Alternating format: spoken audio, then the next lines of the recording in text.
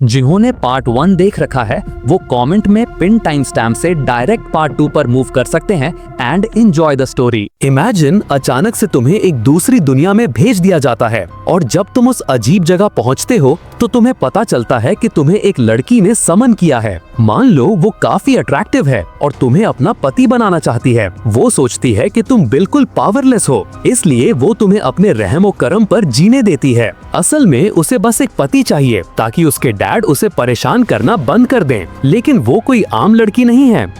Extremely well endowed होने के अलावा वो बहुत ज्यादा स्ट्रॉन्ग भी है। असल में वो इस दुनिया की सबसे रिस्पेक्टेड जनरल्स में से एक है। बट यहाँ आने से पहले तुमने अपनी पूरी जिंदगी दुनिया का सबसे बड़ा असैसिन बनने की ट्रेनिंग में लगा दी। हर कोई तुम्हारा नाम जानता था, तुम्हें जिंदा सबसे खतरनाक इंसान माना जाता था। लेकिन अचानक से एलीट स्पाइस तुम्हारा शिकार करने लगते हैं और फिर तुम्हें एक दूसरी दुनिया में भेज दिया जाता है। तो तुम क्या करोगे? क्या तुम उसे सच बताओगे कि तुम एक हाईली ट्रेंड किलर हो, या फिर पूरी जिंदगी वायलेंस, खून खराबा और सर्वाइवल के बाद तुम हार मानकर एम्प्रेस के रखेल की आसान जिंदगी एंजॉय करोगे? सच कहूँ तो मैं तो टेम्प्टेड हो जाऊंगा। शायद मैं इसके बारे में बार बार सोचूंगा। लेकिन हमारा हीरो क्या चुनेगा? इसी वक्त स्टोरी हमें दिखाती है कि उसे अभी भी वही असैसिन गिल्ड चेस कर रही है जिसका वो कभी हिस्सा था। चेस के दौरान अचानक एक ब्लास्ट होता है और फिर सीन कट होता है एम्प्रेस पर जो एक समनिंग रिचुअल कर रही है। वो ऐलान करती है, मेरे अंदर मौजूद स्पिरिट के नाम पर मैं एक अलग टाइम और स्पेस से एक सर्वेंट को समन करती हूँ। अचानक उसके बेड पर कोई दिखाई देता है जिसका सर कपड़े से ढका हुआ है। वो फिगर कपड़ा हटाता है, आसपास देखता है और सोचता है, मुझे चेस गले वाले लोग कहाँ हैं? वो कंफ्यूज होकर इधर उधर देखता है, सिचुएशन को समझने की कोशिश करता है। लेकिन हम पहले से जानते हैं कि ये ट्रबल मेकर कौन है। ये और कोई नहीं, हमारा प्रोटैगनिस्ट है जिसे एम्प्रेस ने समन किया है और इस एम्प्रेस का नाम है जी रॉयन। वो अपनी समनिंग से क्लियरली डिसअपॉइंटेड है क्योंकि जिस आदमी को उसने बुलाया है वो एक आम इंसान लग रहा था। वहीं दूसरी तरफ हमारा शेमलेस लड़का पहले ही ब्लश कर रहा था और सोच रहा था, गॉर्जियस, वो एंजेलिक चेहरा, वो फ्लॉलेस स्किन, वो एक जंगली बेकाबू समंदर की तरह है, एक ऐसी नेचुरल फोर्स जिसके पास एक अनबीटेबल स्पिरिट है। इसके लिए उसे ब्लेम भी नहीं कर सकते। तभी एम्प्रेस आ भरती है और बड़बड़ाती है, पता है क्या, ये असल में अच्छा है, तुम मेरा काफी टाइम बचाओगे।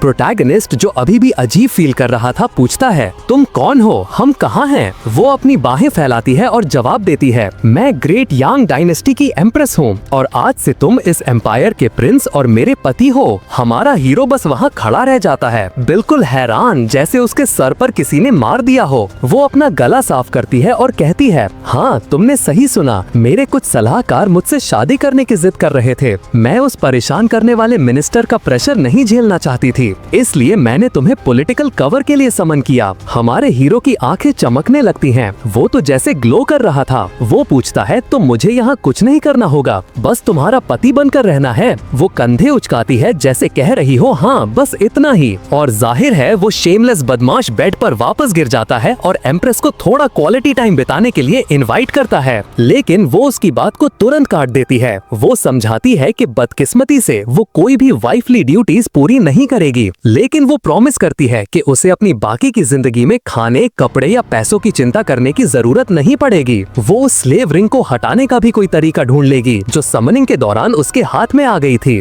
फिर वो उसे इंपीरियल हॉल में मिलने को कहती है और कमरे से चली जाती है। शाओवान बस वहाँ बैठा रह जाता है। वो नीचे रिंग की तरफ देखता है और सोचता है, तो ये वो कॉन्ट्रैक्ट रिंग है जिसके बारे में वो बात कर रही थी। जब तक मैं इसके असर में हूँ मैं उसे चोट पहुँचाने के लिए कुछ नहीं कर सकता। तभी आखिरकार वो सिस्टम सामने आता है जिसका सबको इंतजार था और पूछता है, क्या आप सबसे पावरफुल सुप्रीम सिस्टम को एक्टिवेट करना चाहेंगे, हाँ या ना? हमारा हीरो कहता है, एक मिनट रुको, मैं एक दूसरी दुनिया में आया हूँ और उसके ऊपर से मुझे एक ओवर पावर्ड सिस्टम भी ऑफर किया जा रहा है। और वो कहता है, नहीं, तुम लोगों की तरह मुझे भी लगा था कि वो हाँ कहेगा, लेकिन हे, हमारा लड़का जानता है कि वो क्या कर रहा है। फिर वो बोलना शुरू करता है, जब मैं बच्चा था तो मुझे एक अनाथ के रूप में गोद लिया गया था। जिंदा रहने के लिए मुझे लगातार मारना और ट्रेन करना पड़ता था। जिस असैसिन गिल्ड के लिए मैं काम करता था उसकी वजह से मैं ये भी नहीं चुन सकता था कि किसे मारना है। सबसे स्ट्रॉन्ग बनने की चाह में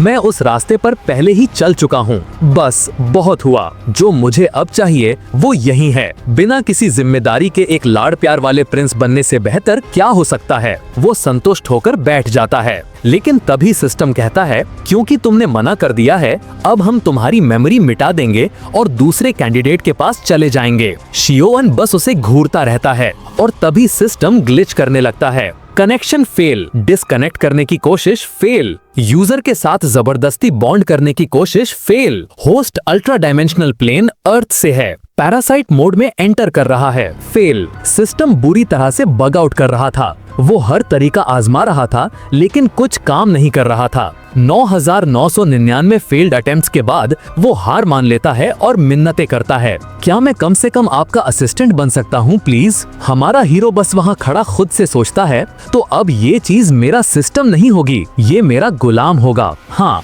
इसके लिए मैं तैयार हूँ। वो सिस्टम को एक नाम देने का फैसला करता है, वन काओ। तुरंत ही सिस्टम उसे वार्न करता है, डियर मास्टर प्लीज अपनी सांस रोक लीजिए, वरना इसके अनचाहे रिजल्ट्स हो सकते हैं। शियोवन कंफ्यूज हो जाता है, लेकिन जैसे ही वो सांस लेता है, आसपास के पौधे गायब होने लगते हैं। सिस्टम घबरा जाता है, नहीं ऐसा मत करो, अपनी पावर को कंट्रोल करो। तब उसे एहसास होता है कि वो थोड़ा और स्ट्रॉन्ग हो गया है। वो सिस्टम से पूछता है कि आखिर हो क्या रहा है। सिस्टम जवाब देता है, अर्थ पर लोग 490,000 डायमेंशनल रूल से बंधे होते हैं, इसलिए आप इतने ज्यादा पावरफुल हो। हमारा हीरो पूछता है, तो इस दुनिया में कितने डायमेंशनल रूल्स हैं? सिस्टम जवाब देता है 3000, जिसका मतलब है कि वो अब 470,000 गुना ज्यादा स्ट्रॉन्ग है। जाहिर है शियोवन अपना स्टेटस विंडो चेक करना चाहता है और सामने क्या आता है? पता चलता है कि उसके पास एंशिएंट चाइनीज ड्रैगन डिसेंडेंट्स की ब्लड लाइन है, एक ऐसी रेयर और पावरफुल ब्लड लाइन जिसके बारे में सिस्टम को भी नहीं पता कि वो असल में कितनी स्ट्रॉन्ग है।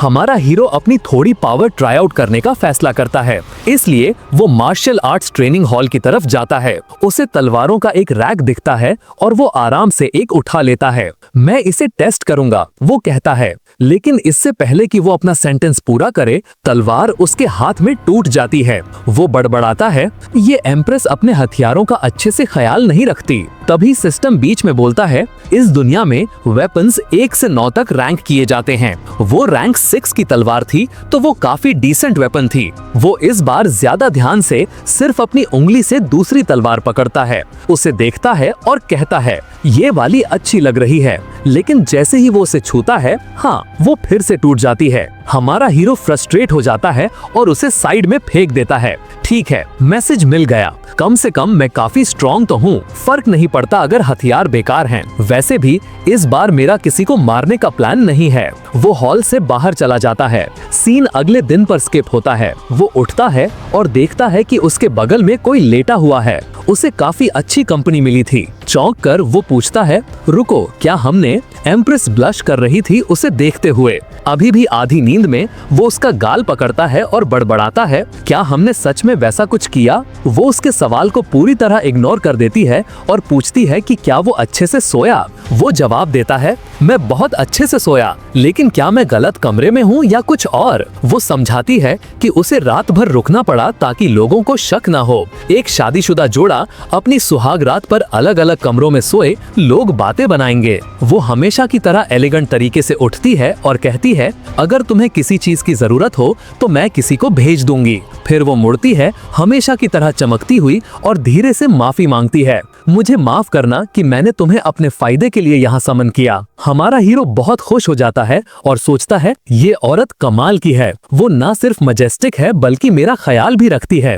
रात हो जाती है। सीन कट होता है एम्प्रेस पर, जो पूछ रही है, क्या नॉर्क में सिचुएशन सच में इतनी खराब है? उसकी दोस्त जो एक पूर्व जनरल है जवाब देती है, बदकिस्मती से हाँ, बारबेरियंस ने पहले ही हमला करना शुरू कर दिया है और हमारी इंटेल के मुताबिक सेक्रेड बारबेरियन भी वही नहीं होगा। एम्प्रेस अपनी छोटी सी नोटबुक को जोर से बंद करती है और कहती है तो मैं खुद जाकर उसे वापस ले लूंगी। मैं उस बूढ़े बैस्टर्ड से हमेशा के लिए निपटा लूंगी। वो जनरल की तरफ मुड़ती है और कहती है 3 दिन में तुम मेरे साथ नॉर्थ आ रही हो। वो एक्स जनरल बिल्कुल भी नहीं हिचकिचाती। उसका चेहरा खिल उठता है। उस औरत को केओस पसंद है। हम 3 दिन आगे जाते हैं। एम्प्रेस अब पूरी तरह से आर्मर में थी, जिसे देखकर साफ पता चल रहा था कि उसे लड़ना आता है। जाने से पहले वो पूछती है कि क्या सब कुछ तैयार है। वो औरत सर हिलाती है और कहती है मैंने लिंगर को उस पर नजर रखने के लिए लगा दिया है, इसलिए चिंता की कोई बात नहीं है। लेकिन फिर वो मुड़ती है और पूछती है तुम उस प्रिंस के लिए इतनी चिंतित क्यों हो? वो तो बिल्कुल बेकार लगता है।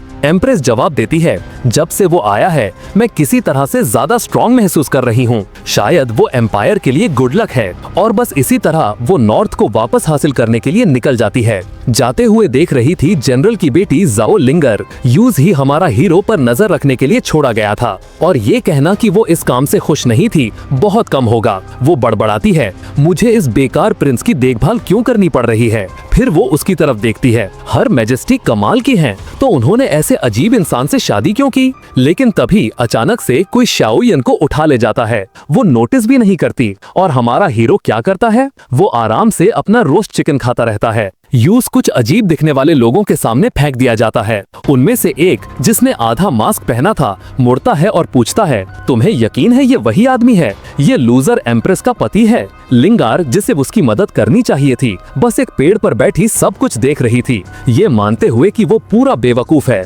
जैसे ही किडनैपर्स थोड़ा दूर जाते हैं वो नीचे कूदती है, उसका हाथ पकड़ती है और कहती है चलो यहाँ से निकलते हैं। लेकिन तभी वो गायब हो जाता है। पता चलता है कि हमारी लिंगार एक इल्यूजन आइटम से धोखा खा गई थी। अब वो खुद एक स्पिरिचुअल केज में फंस गई है। वे लोग वापस आते हैं और उसे तुरंत जनरल की बेटी के रूप में पहचान लेते हैं। वहीं दूसरी तरफ हमारा प्रोटैगनिस्ट अभी भी आराम से अपना चिकन खा रहा था, जैसे ये बस एक आम दोपहर हो। लिंगार पहले ही अपनी तलवार निकाल रही थी, लेकिन स्कारफेस्ड आदमी उसे ऐसा ना करने को कहता है। वो गुस्से में पूछती है तुम कौन हो? वो अपना मास्क उतारता है जिससे एक लंबा घाव दिखता है और पूछता है क्या तुम्हें मैं याद हूँ? सीन कट होता है। वो एक गुफा में जंजीरों से बंद है। हैरान है लैंग यिंग, वो स्कार वाला आदमी जिंदा है। हमारा हीरो खुशी से बोलता है ओह तो तुम सब एक दूसरे को जानते हो, बढ़िया है, ऐसा है तो मैं निकलता हूँ। लेकिन लैंग उसके कंधे पर हाथ रखता है और कहता है हमारा काम अभी खत्म नहीं हुआ है। शाओ एंड डिसअपॉइंट होकर आह भरता है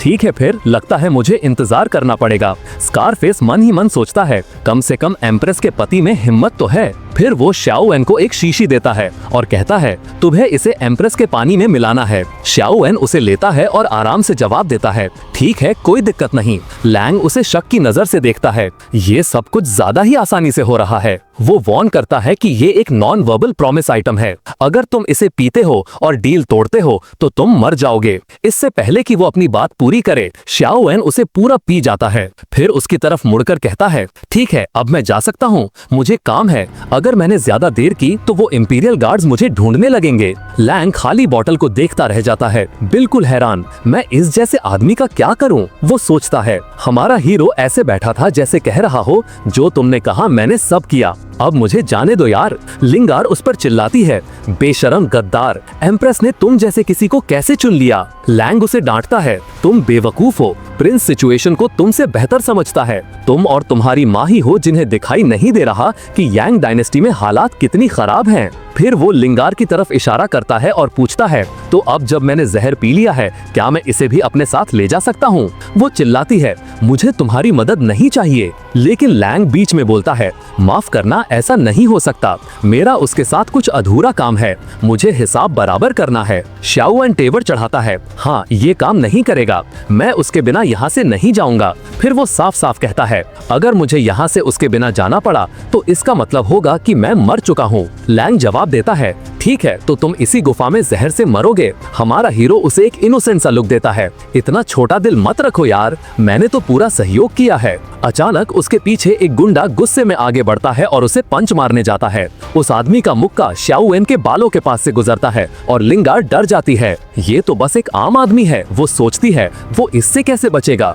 लेकिन जब वे दोबारा देखते हैं वो अभी भी वहीं बैठा उबासी ले रहा था। दोनों हैरान होकर वही जम जाते हैं और सोचते हैं वो इतना शांत कैसे है। एक सीरियस एक्सप्रेशन के साथ शियाउन कहता है, तुम वो हाथ हटाने वाले हो या नहीं? उस आदमी ने अभी भी उसके बाल पकड़े हुए थे। शियाउन बस बड़बड़ाता है, मेरे बालों को हाथ मत लगाना। फिर वो आलस से एक साइड पंच मारता है और एक बहुत बड़ा ब्लास्ट होता है। लगता है वो आदमी तो हवा में ही उड़ गया। पूरी गुफा हिलने लगती है। हमारा हीरो अपना सर टेढ़ा करता है, सोचते हुए कि ये क्यों हुआ।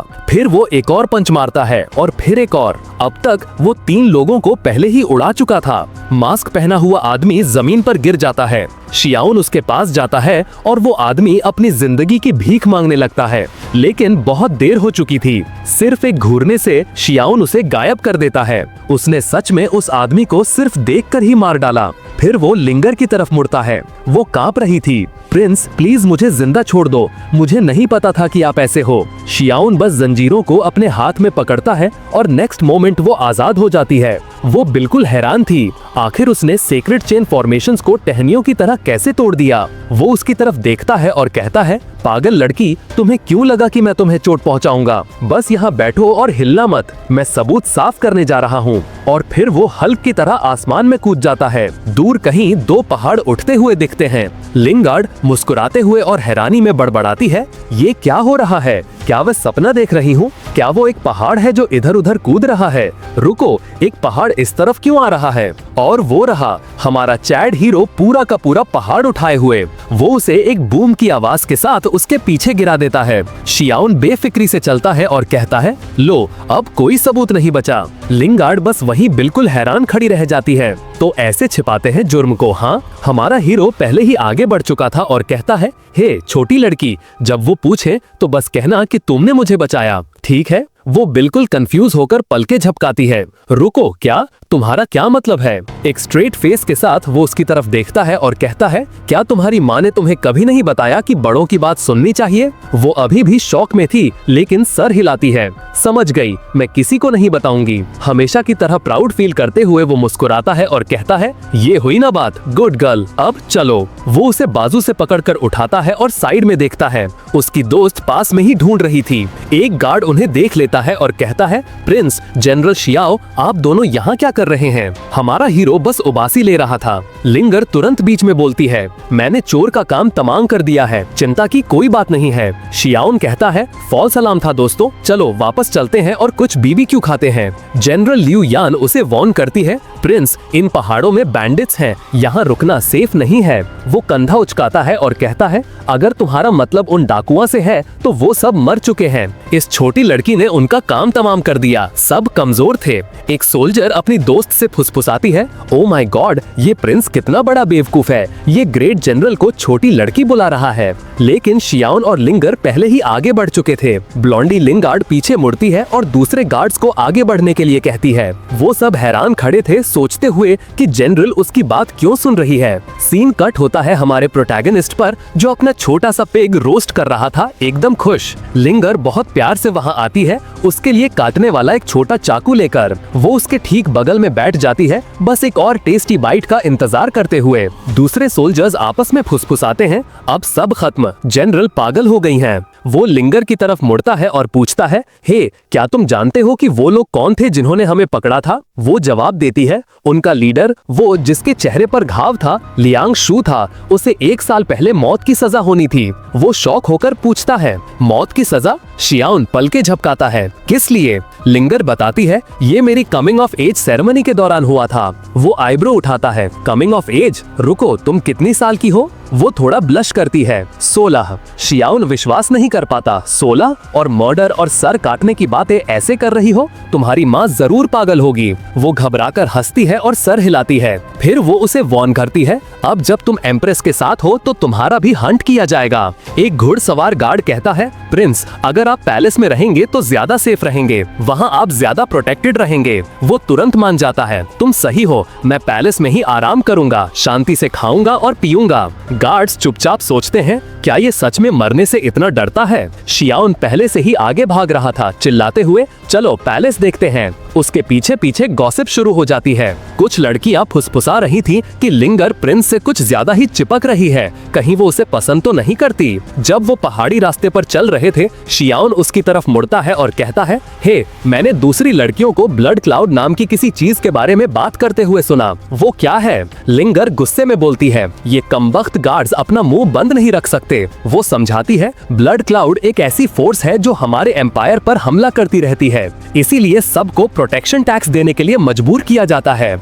शियाओन तेवर चढ़ाता है, प्रोटेक्शन टैक्स? तुम्हारा क्या मतलब है? वो उस शेडी डील के बारे में बताती है। भ्रष्ट नेता लोगों से ब्लड क्लाउड ट्राइब से बचाने के लिए पैसे ले रहे हैं, लेकिन असल में उन्हें बचाने के लिए कुछ नहीं करते। वो बस पैसे अपनी जेब में डाल लेते हैं। और अब हालत और खराब करने के लिए एम्प्रेस को सत्ता से हटाने की बातें हो रही हैं, क्योंकि वो इस सब का विरोध करती हैं, जिसका मतलब है कि वो उनका बेकार पति होने के नाते अब एक चलता फिरता टारगेट है। शियाओन अपनी फिस्ट कस लेता है, ये पूरा सिस्टम ही रिग्ड है। फिर वो लिंगर की तरफ मुड़ता है और पूछता है, अगर एम्प्रेस को पता चल गया कि मैं असल में स्ट्रांग हूँ तो क्या वो मुझे काम पर लगा देगी? लिंगर बिना रुके जवाब देती है, बिल्कुल। शियाओन इस पर सोचता है, अगर ये लोग शहर पर हमला करते हैं और मेरे पीछे आते हैं तो आखिरकार मुझे दिखाना ही पड़ेगा कि मैं क्या कर सकता हूँ, और अगर मैं नहीं करता तो सब मारे जा सकते हैं। अगर मेरी वजह से जंग शुरू हो गई तो वो शायद मुझे डाइवोर्स दे देगी या निकाल देगी। वो गुस्से में आ जाता है, बिल्कुल नहीं,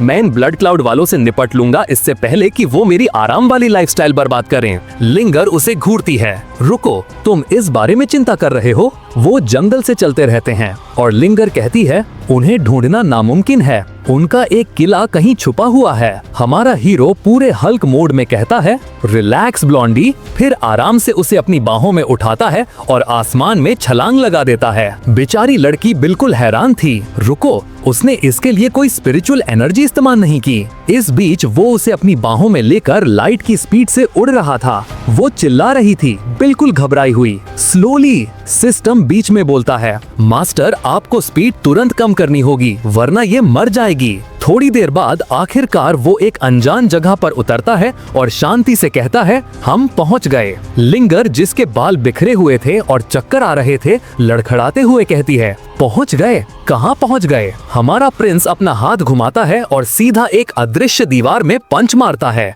बूम, सब कुछ टूट जाता है और टड़ा, एक छिपा हुआ हवा में तैरता बेस उनके सामने आ जाता है। लिंगर की सांस रुक जाती है, तो इसीलिए उसे कोई कभी ढूंढ नहीं पाया। ये एक अदृश्य हवा में तैरता हुआ किला है। हमारा प्रोटैगनिस्ट सीधा अंदर जाता है और लिंगर को अपने पीछे आने को कहता है। वो सर हिलाती है और पूछती है, इस सीक्रेट इन्फिल्ट्रेशन का प्लान क्या है? वो कंधा उचकाता है, कोई सीक्रेट इन्फिल्ट्रेशन नहीं है। अगले ही पल वो उसके साथ सीधा मेन हॉल के दरवाजों के सामने कूद जाता है। वो बड़बड़ाती है, तुम पागल हो। अंदर एक लंबी रोबदार औरत उन्हें नोटिस करती है, एक चेहरा जिसे मैं नहीं पहचानती। वो कहती है, शियाओन इंतजार नहीं करता। एक ब्लास्ट होता है क्योंकि वो लोगों को इधर उधर काटना शुरू कर देता है। अचानक उसके पीछे और दुश्मन आ जाते हैं और उनके बीच सस्ते गोकू ने चैट में एंटर किया है। लिंगर उसे तुरंत पहचान लेती है, वो ब्लड टावर के टॉप असैसिन्स में से एक है। वो आदमी शियाओन की तरफ देखता है और ताना मारता है,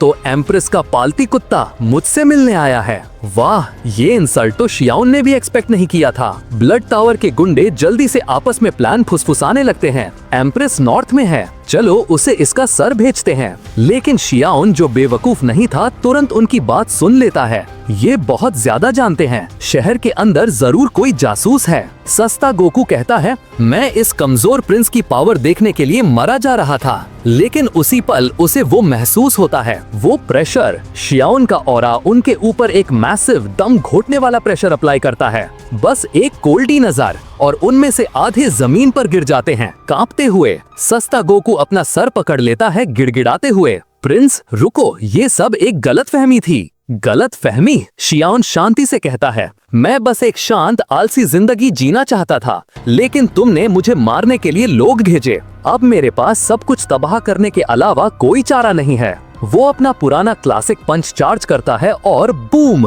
पूरा कमरा हवा में उड़ा देता है। वॉलमार्ट गोकू बिना किसी निशान के गायब। बचे हुए लोग घबराने लगते हैं। रुको, वो बेवकूफ कौन था जिसने कहा था कि ये प्रिंस कमजोर है? शियाओन लिंगर का हाथ पकड़ता है और मुस्कुराता है। तुम ठीक हो छोटी लड़की? वो हैरान खड़ी थी। इसे सच में नहीं पता कि ये कितना पावरफुल है ना? वो पूछती है, क्या तुम सच में पूरे ब्लड क्लैन को तबाह करने जा रहे हो? वो कहता है, बिल्कुल। अगला स्टॉप उनका मेन बेस। वो उनके वेयरहाउस में पंच मारकर घुस जाता है। हर तरफ सोने के सिक्के। बिना हिचकिचाए वो एक ग्रीडी आदमी की तरह उसमें कूद जाता है। इन्होंने मेरी नींद खराब की, वो बड़बड़ाता है। ये उसका मुआवजा है। लिंगर देखती है और जबकि वो समझ रही थी, वो फिर भी पूछती है, क्या ये थोड़ा ज्यादा नहीं है? वो जवाब देता है, ये उनके शहर को भ्रष्ट करने की कीमत है। तुम्हें इससे कोई प्रॉब्लम नहीं है ना? वो घबरा कर हंसती है, नहीं बिल्कुल नहीं। फिर वो सोने से एक पावरफुल टैलिस्मन उठाता है और उसकी तरफ फेंकता है। वो चौंक जाती है, रुको, तुम मुझ पर इतना हाई लेवल टैलिस्मन क्यों इस्तेमाल कर रहे हो? वो जवाब देता है, उनका बेस यहाँ से बहुत दूर है, मुझे फुल स्पीड जाना पड़ेगा, तो तुम्हें सफर में जिंदा रहने के लिए उसकी जरूरत पड़ेगी। सफर में जिंदा रहने का क्या मतलब है? इससे पहले कि वो सेंटेंस पूरा कर पाती, वो उसे फिर से उठा लेता है और वो निकल पड़ते हैं। टैलिस्मन के साथ भी उसकी हालत खराब हो रही थी। स्पीड बहुत ज्यादा थी। कुछ सेकंड्स बाद वो दुश्मन के बेस पर क्रैश लैंड करते हैं। लिंगर की हालत बिल्कुल डिजी थी। शियाओन हवा स्मेल करता है और तुरंत खून महसूस करता है। 10 आदमी उन्हें एक पल में घेर लेते हैं। एक आदमी आगे बढ़ता है, वो ताना मारता है, हमारे पवित्र बेस में कदम रखने की हिम्मत किसने की? लिंगर फ्रीज हो जाती है। उनका ऑरा बहुत डरावना है। फिर एक बूढ़ा आदमी सामने आता है। ये है ब्लड ट्राइब का लॉर्ड। लिंगर फुसफुसाती है, ये वही है जो इस सब के पीछे है। शियाओन आईब्रो उठाता है और पूछता है, तुम्हारी यांग डायनेस्टी से कोई दुश्मनी है क्या? वो आदमी हंसता है और बोलता है, हाँ है, पर तुम तो बस एक बेकार प्रिंस हो। वो कहता है, मुझे फर्क नहीं पड़ता। वैसे भी मैं मानता हूँ कि हमारे डिफेंस एरे को तोड़ने का मतलब है कि तुम्हारे पास कुछ पावरफुल है, शायद कोई रेयर आर्टिफैक्ट। फिर बिना रुके वो चिल्लाता है, मार डालो इसे। तभी एक आदमी अपना हाथ उठाता है और कहता है, मैं इससे खुद निपट लूंगा। लिंगर हमारे प्रोटैगनिस्ट की तरफ चिंता से मुड़ती है, संभल के, वो स्कल स्प्लिटर हुआन गैंग है। शियाओन देखता है और बोलता है, ये नाम तो फेक लगता है। वो पहले ही सोच रहा था कि उसे सबको खत्म करना होगा। अगर कोई बच निकला तो खबर फैल जाएगी कि वो बहुत पावरफुल है। आदमी आगे बढ़ता है, वो हमारे हीरो के आमने सामने आता है और बोलता है, मैंने एक्सपेक्ट नहीं किया था कि प्रिंस में कोई ताकत होगी। वो कहता है, लेकिन कोई फर्क नहीं पड़ता। फिर वो ब्लड ट्राइब लीडर की तरफ मुड़ता है और पूछता है, अगर मैं अपनी पूरी ताकत से लड़ा तो क्या तुम बाद में हीलर को बुलाओ है? बूढ़ा आदमी जवाब देता है, ज्यादा मत सोचो, बस उसे मारना मत। आदमी शियाओन को घूरता है, छोटा सुंदर चेहरा, पतला शरीर, लंबी टांगे। तो एम्प्रेस को इस तरह के लड़के पसंद हैं। उसका एक गुंडा वॉर्न करता है, संभल के यार, उसे एक पंच में मत मार देना। दूसरा हंसता है, वो शायद पहले ही डर से पैंट गीली कर चुका होगा। शियाओन शांति से अपने माथे की तरफ इशारा करता है और कहता है, मुझे ठीक यहाँ मारो। सब जम जाते हैं। वो आगे टीज करते हुए कहता है, क्यों डर गए क्या?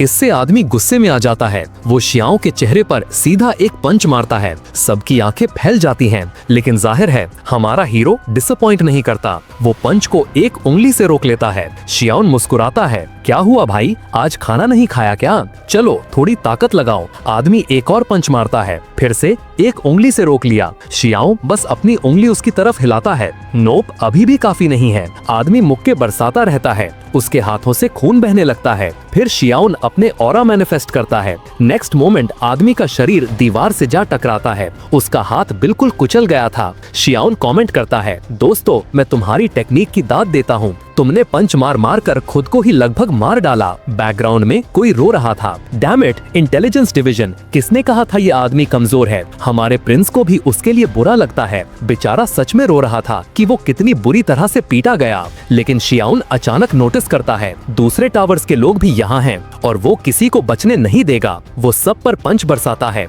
कमरे में अफरा तफरी मच जाती है। लोग विश्वास नहीं कर पा रहे थे, क्या ये इंसान भी है? सब भागने की कोशिश करते हैं, कुछ गायब होने लगते हैं। जमीन पर एक ब्लड टावर का आदमी सोच रहा था, प्लीज हम में से बस एक को बचने दो। दुनिया को इस मॉन्स्टर के बारे में पता चलना चाहिए। लेकिन कोई चांस नहीं था। शियाओन किसी के ठीक सामने प्रकट होता है, कुछ थप्पड़ मारता है और लाशें गायब होने लगती हैं। कोई जिंदा नहीं बचता। और फिर एक औरत आती है, किसी भी आदमी के लिए आखिरी खतरा। वो एक टोटल बॉम्बशेल थी और वो भी हैरान थी। मैंने इतनी बेजोड़ मार्शल स्किल वाला कोई नहीं देखा। वो फुसफुसाती है, अगर तुम मुझे छोड़ दो मैं जिंदगी भर तुम्हारी सेवा करूंगी। कोई नहीं जानता कि वो कौन है, लेकिन वो जानते हैं कि वो क्वीन ऑफ सेडक्शन है और कोई भी आदमी उसकी कार्डियो टेक्निक से बच नहीं पाता। तो हाँ, थोड़ी खतरनाक है, लेकिन असली मुद्दा वो बहुत ज्यादा खूबसूरत है। हमारा प्रिंस शायद उसके चक्कर में आ सकता है, लेकिन नहीं, हमारा हीरो ऑरा इमिट करता है और कहता है तुम एक बिगड़ी हुई औरत हो जिसका दिमाग गंदा है। वो अपने घुटनों पर गिर जाती है रोते हुए। आप क्या चाहते हैं कि मैं करूं माय लॉर्ड? शियाओन जवाब देता है, मुझे तुम्हारी भीख मांगने से कोई दिक्कत नहीं है, लेकिन अगर एम्प्रेस को पता चल गया कि मैं तुम जैसी किसी के पास भी था, वो मुझे डाइवोर्स दे देगी और मैं अपनी आरामदायक जिंदगी खो दूंगा। और इससे पहले कि वो एक और शब्द कह पाती, वो उसके सीने पर एक पंच मारता है। वो सिर्फ अपने नेचुरल एयरबैग सिस्टम की वजह से बच पाती है। लिंगर की तरफ मुड़ते हुए वो गर्व से कहता है, देखा, मैं एक लॉयल आदमी हूँ। अगर कोई पूछे तो उन्हें जरूर बताना। लिंगर, जो बिल्कुल बेपरवाह थी, पूछती है, तुम किस बारे में बात कर रहे हो? वो अपनी बाहें बांधता है और कहता है, तुम अभी बहुत छोटी हो ये समझने के लिए, बस भूल जाओ। लिंगर फिर से उसकी तारीफ करने लगती है। वो इतना स्ट्रॉन्ग और मेंटली अनशेकेबल है, यहाँ तक कि वो भी उसे सिड्यूस नहीं कर पाई। फिर शियाओन कहता है, सिर्फ एक बचा है। इसी बीच कहीं छिपा हुआ ब्लड ट्राइब का लीडर सिकुड़ कर बैठा सोच रहा था, किसने कहा था ये आदमी कमजोर है? ये बंदा नॉर्मल रियल्म से नहीं है। मुझे तो ये भी नहीं पता कि इसका लेवल क्या है। वो मान लेता है कि शियाओन ने किले तक पहुंचने के लिए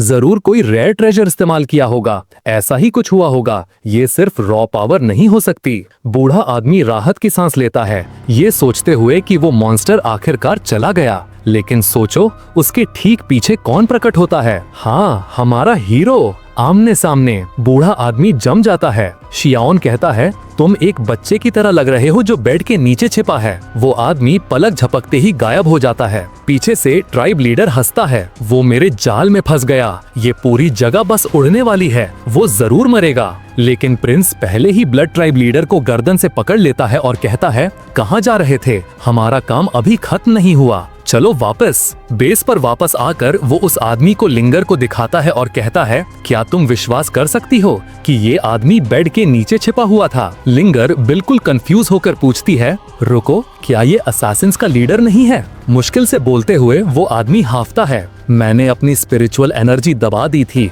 सांस धीमी कर ली थी, यहाँ तक कि अपनी दिल की धड़कन भी कंट्रोल कर ली थी। तुमने मुझे कैसे ढूंढ लिया? शियाओन कंधे उचकाता है, आसान था, मैं बस तुम्हारी रगों में बहते खून को सुन रहा था। दोनों जम जाते हैं। तुम वो सुन सकते हो? उसकी आवाज आती है? हो ही नहीं सकता। शियाओन कहता है, बस बहुत हुआ, मैंने तुम्हारे सवाल का जवाब दे दिया, अब तुम्हारी बारी। तुम एम्प्रेस की डायनेस्टी को टारगेट क्यों कर रहे हो? लीडर के पसीने छूट जाते हैं। अगर तुम मुझे छोड़ने का वादा करो तो मैं बताऊंगा। आधे सेकंड बाद वो आदमी पहले ही जीती जागती दुनिया से डिस्कनेक्ट हो चुका था। लिंगर बस घूरती रह जाती है। डैम, इसने बिल्कुल भी नहीं हिचकिचाया। बेचारा आदमी, क्या मैं अब घर जा सकती हूँ? अगले सीन में असैसिन का बेस अब एक झील के नीचे था। शियाओन ने ये कैसे किया किसे पता, लेकिन चलो इस पर सवाल नहीं उठाते। ये बंदा तो बेसिकली एनिमे का चक नॉरिस है। वो लिंगार्ड की तरफ मुड़ता है, चलो डिनर का टाइम हो गया है। वो मुस्कुरा रही थी, बिल्कुल क्यूरियस होकर, ये इतना स्ट्रॉन्ग कैसे है? लेकिन शियाओन उसकी बात काट देता है, बहुत हो गई क्यूरियोसिटी ब्लॉन्डी। वो घबराकर सर हिलाती है, फिर वो उसके सर पर थपथपाता है और कहता है, बच्चों को बस बड़ों की बात सुननी चाहिए, बस इतना ही। लिंगर मुंह बनाती है, मैं बच्ची नहीं हूँ। शियाओन मुस्कुराता है, ठीक है, तुम अब एक बड़ी औरत हो। कूल, अब चलो, मुझे भूख लगी है। जब वो चल रहे थे, वो उस लड़ाई के बारे में सोचती रहती है, उस आदमी के खून का बहना सुन पाना। तभी रॉयल गार्ड्स उन्हें ढूंढ लेते हैं। शियाओन नाटक करते हुए अपना सीना पकड़ लेता है और कहता है, शुक्र है तुमने वो टोकन ढूंढने में मेरी मदद की, अगर मैं उसे खो देता तो एम्प्रेस बहुत दुखी हो जाती। लिंगर उसे टेढ़ी नजर से देखती है, ये इतनी आसानी से झूठ कैसे बोल लेता है? एक बार भी पलक नहीं झपकाई। इस दौरान हमारे हीरो को सिर्फ एक चीज की चिंता थी, डिनर। एक नाइट वहाँ ना होने और लिंगर को इस बेवकूफ प्रिंस के साथ छोड़ने के लिए माफी मांगती है, लेकिन लिंगार्ड थोड़ा शर्माते हुए उसका बचाव करती है। प्रिंस के बारे में ऐसा मत कहो, उसे जैसा है वैसा रहने दो। नाइट शक से अपनी आंखें सिकोड़ती है। लिंगार्ड इस आदमी को इतना डिफेंड क्यों कर रही है? वो वॉर्न करती है, संभल के रहना, ये ब्लड ट्राइब के बदमाश लापरवाह हैं। मुझे फर्क नहीं पड़ता अगर प्रिंस को कुछ हो जाए, लेकिन मैं नहीं चाहती कि तुम्हारा अंजाम मेरे पति जैसा हो। लिंगर धीरे से जवाब देती है, तुम्हारा पति एक हीरो था। अगर उसने अकेले ब्लड ट्राइब का सामना ना किया होता तो वो शायद बच जाता। नाइट की आंखों में आंसू आ जाते हैं। कोई बात नहीं, ब्लड ट्राइब जल्द ही गायब हो जाएगी। शियान साइड में खड़ा सोच रहा था, हाँ मैंने आज कुछ अच्छा किया है ना। उम्मीद है उस आदमी की आत्मा को शांति मिले। गार्ड सब उसे अजीब नजरों से देख रहे थे। इस प्रिंस को क्या हुआ है? पागल है क्या? अगली सुबह लिंगर घर से जल्दी में निकल रही थी। उसके डैड पुकारते हैं, इतनी जल्दी क्यों है? मैं पैलेस जा रही हूँ अपनी ड्यूटी पूरी करने, वो चिल्लाकर जवाब देती है। उसके डैड उसके कपड़ों को नोटिस करते हैं। ये तुमने क्या पहना है? ब्लश करते हुए वो समझाती है, मैं प्रिंस का ख्याल रखने पैलेस जा रही हूँ, एम्प्रेस ने मुझे कहा था। उसके डैड गुस्से में आ जाते हैं, पैलेस में गार्ड्स हैं, तुम्हें उस आलसी आदमी की देखभाल करने की जरूरत नहीं है जो सिर्फ मौज मस्ती के बारे में सोचता है। लिंगार्ड गुस्से में जवाब देती है, आप प्रिंस से कभी मिले भी नहीं हैं, उसे जज करना बंद कीजिए। इससे पहले कि वो कुछ रिएक्ट कर पाते, वो पहले ही दरवाजे से बाहर थी। वो हैरान खड़े रह जाते हैं। कल सुबह वो उस पर नजर रखने के काम से नफरत करती थी और अब वो जल्दी उठी और उससे मिलने के लिए तैयार भी हुई। कुछ तो गड़बड़ है। सीन कट होता है पैलेस पर और हमारे हीरो को देखो, कोर्टयार्ड में लेडीज से घिरा आराम कर रहा है। वो उसे स्नैक्स खिला रही हैं जबकि वो अपने सिस्टम पर एनिमे देख रहा है। सच में बहुत मुश्किल जिंदगी है। पास खड़ी नाइट्स गुस्से से जल रही थी। एम्प्रेस नॉर्थ में जंग लड़ रही है और ये आदमी ऐसे जी रहा है जैसे रिटायर्ड हो। वो बस वहाँ लेटा सोच रहा था, रिटायर्ड लाइफ ही सबसे अच्छी लाइफ है। लेकिन फिर लिंगर को देखते ही वो जम जाता है। मेजर जनरल, वो आज ऐसे कपड़े पहन कर आई है। सब हैरान थे, किसी ने भी जनरल को ऐसे कपड़ों में पहले नहीं देखा था। हमारा हीरो ऊपर देखता है, ओ हे, तुम यहाँ क्या कर रही हो छोटी मिस? अजीब तरह से वो जवाब देती है, एम्प्रेस ने मुझे आपका ख्याल रखने को कहा था, मैं बस अपना काम कर रही हूँ। वो उसे हाथ से इशारा करता है, चली जाओ, तुम मेरा वाइब खराब कर रही हो, मुझे प्रोटेक्शन नहीं चाहिए। वो घबराया हुआ था कि कहीं वो गलती से ये ना बता दे कि वो असल में पावरफुल है और अगर ऐसा हुआ तो उसे काम करना पड़ेगा। नाइट्स वहाँ खड़ी सोच रही थी, ये प्रिंस अब मेजर के साथ भी फ्लर्ट कर रहा है, ये पागल हो गया है। लेकिन वो आगे बढ़ती है और कहती है, मैं नहीं जा रही, मैं यहीं आपके साथ रहूंगी। ये एम्प्रेस का सीधा ऑर्डर है, मैं इसे नहीं तोड़ूंगी। उसके पीछे एक गार्ड घबरा रही थी, ओ नहीं, किसी ने इसका दिमाग खराब कर दिया है, मुझे इसके बारे में जनरल को रिपोर्ट करना होगा। मेरा मतलब है, ये प्रिंस थोड़ा क्यूट तो है, पर यहाँ हो क्या रहा है? पहले उसने एम्प्रेस को जीता और अब मेजर को भी। इसी बीच हमारा हीरो बिल्कुल बेपरवाह आराम कर रहा था। थोड़ी देर बाद एक नाइट दौड़ती हुई आती है। हमने अभी आसमान से एक आइलैंड गिरते हुए देखा। स्केप्टिकल योद्धा, जिसे हमारे प्रोटैगनिस्ट पर विश्वास नहीं था, सोचने लगती है, क्या वो ब्लड ट्राइब का बेस हो सकता है? क्या इसीलिए उसे कोई कभी ढूंढ नहीं पाया? लिंगर पास आकर पूछती है, क्या हो रहा है? वो औरत जवाब देती है, मेजर जनरल, लगता है ब्लड ट्राइब का एक बेस तबाह हो गया है। वो बस कहती है, ओह ठीक है, और सब लड़कियां एक दूसरे को ऐसे देखती हैं जैसे, रुको, क्या बस यही रिएक्शन है तुम्हारा? मेजर, तुम्हें शॉक नहीं लगा? अपनी गलती समझकर लिंगर झूठ मूठ का नाटक करती है, ओ माय गुडनेस, हो ही नहीं सकता, बेस गिर गया, ऐसा कौन कर सकता है? वहीं हमारा प्रिंस तरबूज काटते हुए सोच रहा था, ये कितना बुरा झूठ बोलती है, कोई इस पर विश्वास नहीं करेगा। एक नाइट कंफ्यूज होकर देखती है, मतलब ये खुशखबरी है, लेकिन मुझे अभी भी समझ नहीं आया। लिंगर उससे पूछती है, तुम खुश क्यों नहीं हो? क्या ये तुम्हारे पति का बदला नहीं है? नाइट आह भरती है, मैं बस चिंतित हूँ। माना कि उनका एक बेस तबाह हो गया, लेकिन वो हमारे इलाके में गिरा है। क्या होगा अगर उनके मेन बेस का लीडर यहाँ आ गया? क्या होगा अगर किंग ऑफ असैसिन्स आ गया? शियान और लिंगर कोने में हंस रहे थे। अब नाइट पूरी तरह से कंफ्यूज थी। ये लोग हंस क्यों रहे हैं? ये सीरियस बात है। वो चिल्लाती है, मेजर आप हंस क्यों रही हैं? ये डायनेस्टी के लिए जीने मरने का सवाल है। क्या आप अब सिर्फ प्रिंस के बारे में सोच रही हैं? लिंगार्ड चौंक जाती है, क्या तुम क्या कह रही हो? वो समझाने ही वाली थी कि श्यान अचानक उसके सर के पीछे हल्के से मारता है। मैंने वहाँ से सब कुछ सुना। तुम तब मुस्कुरा रही थी जब हम एक नेशनल क्राइसिस का सामना कर रहे हैं। तुम्हें इसे सीरियसली लेना शुरू करना होगा। शर्मिंदा होकर लिंगार्ड बड़बड़ाती है कि वो लगभग उसका राज खोल ही देती। नाइट जमी हुई खड़ी थी, हैरान कि उसने अभी लिंगार्ड को प्रिंस से पिटते हुए देखा। शॉन उसके कंधे पर हाथ रखता है और कहता है, कमांडर लियू, यान डायनेस्टी समृद्ध है। चाहे हालात कितने भी मुश्किल क्यों ना हो, हम इससे पार कर लेंगे, इसलिए ज्यादा चिंता मत करो। नाइट बोलने के लिए मुंह खोलती है, लेकिन वो उसे रोक देता है। मुझे अभी भी इसे कुछ चीजें सिखानी है, इसलिए तुम अपनी ड्यूटीज पर वापस जाओ। वो उसे एक लुक देता है। तुमने सुना मैंने क्या कहा? काम पर वापस जाओ। फिर लिंगार्ड के साथ चला जाता है। नाइट्स विश्वास नहीं कर पा रही थी। मेजर को क्या हो रहा है? वो उसके ऑर्डर्स मान रही है। वो उसे सिर्फ 2 दिन से जानती है। उनमें से एक बड़बड़ाती है, ये मेरी सोच से भी ज्यादा बुरा है। हमें इसकी रिपोर्ट जल्द से जल्द ग्रैंड जनरल को देनी होगी। सीन कट होता है श्यान और लिंगर पर, जो एक ब्रिज पर थे। अब लेक्चर शुरू होता है। वो उसे कहता है कि वो समझती नहीं है, वो बस आराम करना चाहता है, इसलिए उसे ज्यादा स्मार्ट बनने, अपना मुंह बंद रखने और बेवकूफी भरी बातें कहना बंद करने की जरूरत है। लिंगार्ड पूरी तरह शर्मिंदा होकर कहती है, सॉरी, मैं दोबारा ऐसा नहीं करूंगी। वो जवाब देता है, सॉरी से कुछ ठीक नहीं होता, बेवकूफों की तरह बिहेव करना बंद करो। वो एक छोटी सी आह भरती है,